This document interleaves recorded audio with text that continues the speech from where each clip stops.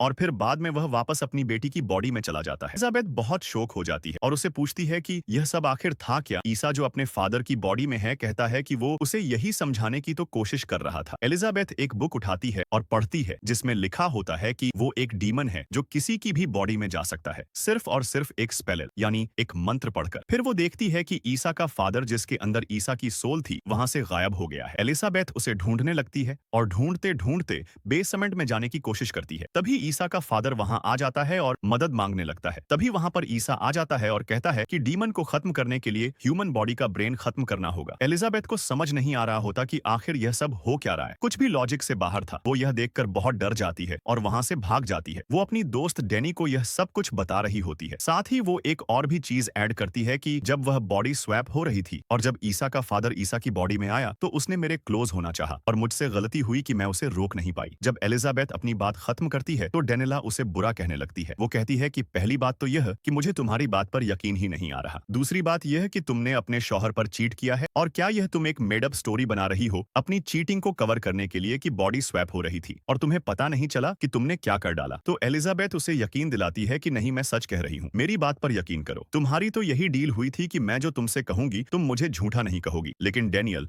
उसे कहती है कि तुम्हें अपने हस्बैंड को सब कुछ सच बता देना चाहिए। अगली सुबह हम देखते हैं कि एलिजाबेथ के घर पुलिस इन्वेस्टिगेशन के लिए आती है। वो एलिजाबेथ से पूछते हैं कि वो सारी रात कहाँ रही, तो वो उनको बताती है कि मैं ईसा के घर थी। पुलिस उससे पूछती है अच्छा तो फिर ईसा के घर आग किस तरह से लगी, तो उनको बताती है कि आग लगने से पहले ही मैं वहां से निकल गई थी, मुझे कुछ नहीं पता। फिर हम देखते हैं कि एलिजाबेथ को एक ड्रीम आता है जिसमें